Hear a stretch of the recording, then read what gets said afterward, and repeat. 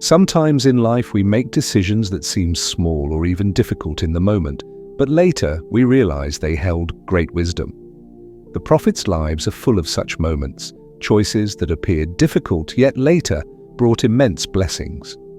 Today we'll explore a crucial decision made by Ismail, peace be upon him.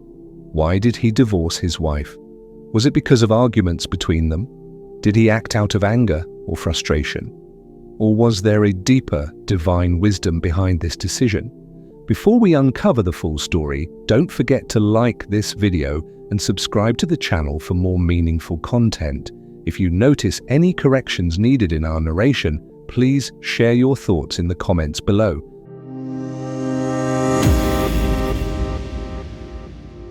The life of Prophet Ibrahim was full of tests and trials. One of the greatest tests he faced was the long wait for a child. For many years he prayed to Allah saying, "My Lord, grant me a righteous child." When he was already old, Allah gave him the good news of a son. His first child was Prophet Ismail, born to his wife Hajar, peace be upon her. But soon after Ismail's birth, Prophet Ibrahim was tested again. Allah commanded him to leave Hajar and their baby in a dry, empty desert, a place with no water or people. This was an extremely difficult test for our father. After waiting for so many years for a child, after begging Allah day and night, he now had to leave that same child in a barren desert where survival seemed impossible. No father could do this easily. Yet Prophet Ibrahim, peace be upon him, put aside his feelings and obeyed Allah's command without hesitation. The place where he left them was completely desolate. No water, no trees, just sand, rocks and high mountains. The days were scorching hot and the nights were freezing cold. Prophet Ibrahim was filled with worry, wondering how a mother and a baby could survive in such harsh conditions. For Hajar, peace be upon her, the biggest challenge was finding water. When baby Ismail, peace be upon him, began crying from thirst, she became desperate. She ran back and forth between the two hills, Safa and Marwa, searching for water or any sign of help. First, she climbed Safa and looked around but found nothing. Then she ran to Marwa. Yet again there was no water or people in sight. She repeated this 7 times, running between the two hills with hope and determination. Finally, when Hajar, peace be upon her, returned exhausted and without success, she found Ismail, peace be upon him, suffering from thirst. At that moment, a spring of water burst forth from the ground where Ismail had struck his foot. Seeing this miracle, Hajar, peace be upon her, was filled with wonder. She first gave water to Ismail from the spring and then drank herself. Afterward, she gathered stones to build a barrier around the spring to protect it. In this regard, the Prophet Muhammad, peace and blessings be upon him, said, "If Hajar, peace be upon her, had not enclosed the Zamzam spring with stones, its water would have spread across the entire earth." This is how the blessed Zamzam well came into existence. For centuries, people have been drinking from this sacred well to satisfy their thirst. Because of the Zamzam well, life began to flourish in this once deserted land. The presence of water attracted the Jurhum tribe, who decided to settle there. Thus, this barren land turned into a thriving place. Later, it became known worldwide as the city of Mecca. It was here that Prophet Ibrahim and Ismail, peace be upon them, built the Kaaba. When the Jurhum tribe wished to stay permanently in the area, Hajar, peace be upon her, set a condition. The water of Zamzam would remain under her ownership, and her rights over the well would be protected. The Jurhum tribe accepted this condition, and a permanent settlement was established. As time passed, Prophet Ismail grew into a strong and wise young man, handsome, intelligent, brave, and skilled, particularly in hunting and archery. His good manners, honesty, and noble character earned him great respect and honor among the Jurhum tribe. One day, by Allah's will, the time of Hajar's passing, peace be upon her, drew near. Prophet Ismail was overcome with deep sorrow, for his mother had been his sole source of comfort through every joy and hardship. After her death, he felt utterly alone.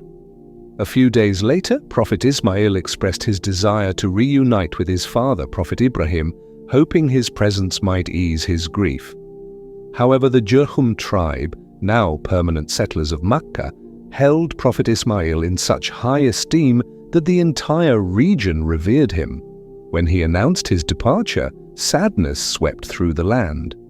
Determined to keep him among them, the tribe proposed a solution. Prophet Ismail should marry a righteous woman from their own community. They believed this union would not only persuade him to stay, but also strengthen their bond with him. Thus, Prophet Ismail married Amara bint Sa'id, a noblewoman of the Jurhum tribe, renowned for her piety, kindness, and exemplary character. This marriage deepened his ties to the tribe and marked a new chapter in his life, though he little knew he would soon face trials akin to his father's. Ismail, peace be upon him, sustained himself through hunting, venturing often into the desert. It was an unpredictable livelihood. Success brought abundance, while failure meant hardship. Yet through every uncertainty, he remained patient, steadfast in his trust in Allah. One day, Prophet Ismail went hunting in the desert, as he often traveled far in search of game. At that time, his wife Amara was alone at home. Suddenly Prophet Ibrahim, peace be upon him, arrived. When he knocked, Amara came outside. "Where is Ismail?" Prophet Ibrahim asked. "He has gone hunting," she replied. "I don't know when he'll return." Ibrahim, peace be upon him, then inquired, "How is your household?" At this, Amara began complaining bitterly. "I can't endure this life of hardship. Ismail fails to provide enough food. I'm not accustomed to such difficulty." Her words dripped with ingratitude. Prophet Ibrahim remained silent, understanding this discontent would bring a test for Ismail, peace be upon him. Before leaving, he instructed, "When Ismail returns, give him my greetings and tell him he should change the threshold of his house." With that, he departed. 2 days later, Prophet Ismail returned. Sensing a sacred presence, he immediately asked his wife, "Did any honored guest visit?" "Yes," she answered. "An elderly man came. He greeted you and said you should change this house's threshold." Prophet Ismail grew quiet, lost in thought. Finally, he sighed and asked calmly, "Do you know who that was?" "Just some traveler," she shrugged. Ismail, peace be upon him, replied, "He was no ordinary traveler. He was my father, Prophet Ibrahim, peace be upon him, a devoted servant of Allah. The message he conveyed is no ordinary one. It is a sign from the Almighty." Surprised, his wife asked, "Then what kind of message was it?" Prophet Ismail said, "When my father commands, I must obey. I will change the door's threshold. A great change is coming to my life. My honorable father has asked me to remove you from it." Hearing this, she was terrified. Anxiously, she asked, "But what was my fault?" "I only spoke about our household's condition." Prophet Ismail answered firmly but calmly, "A home stands strong on the behavior and attitude of its people. In a prophet's house, we must have patience, thankfulness, and contentment. When my father asked about our home, you didn't thank Allah for his gifts. Instead, you complained and showed unhappiness. This attitude displeases Allah, and it displeases me too. Had you remained patient and grateful for what Allah provided, things might have been different." She looked at Prophet Ismail with shock and anger, but he remained resolute. Speaking with determination, yet calmness, he said, "I must follow my father's instruction. I cannot disobey the command of Allah's great Prophet Ibrahim, peace be upon him. From today, we must go our separate ways. I divorce you." With a broken heart, she cried bitterly, but there was no alternative. Prophet Ismail followed his father's order and parted ways with her. After this, he focused on his daily life, hunting regularly, working hard to earn his living, and practicing patience and thankfulness for all of Allah's blessings. This raises an important question: must a son divorce his wife if his father commands it? The answer lies in Islamic principles. If the father cites valid religious reasons, such as the wife's poor character, misconduct, or violation of Islamic teachings, the son should carefully consider his counsel. However, if the demand stems merely from personal preferences, family status, or tribal considerations, obedience is not obligatory. In Islam, while divorce is permitted, it is discouraged except in cases where maintaining the marriage becomes untenable. Such decisions require wisdom, foresight, and adherence to religious values, not mere emotions or stubbornness. After the divorce, Prophet Ismail lived alone. Observing this, the Urhum tribe recognized that this noble prophet, patient and devoted to Allah's commands, needed a grateful, righteous wife. Their elders approached Ismail, peace be upon him, with a proposal. Rola bint Mudad, a woman renowned not only for her beauty, but also for her wisdom, patience, and gratitude to Allah. Prophet Ismail prayerfully considered their suggestion and proposed to Rola's father, Mudad, a pious man who rejoiced at this union with Prophet Ibrahim's prophetic son. Recognizing it as divine favor, Mudad gladly accepted. Amid quiet celebration, Prophet Ismail and Rola married. She embraced her role not just as a prophet's wife, but as his companion in fulfilling Allah's mission. Rola brought serenity to Prophet Ismail's life. Her constant gratitude and steadfast support transformed their home into a haven of peace and divine blessing. Some days after the marriage, Prophet Ibrahim, peace be upon him, traveled again to Mecca to visit his son.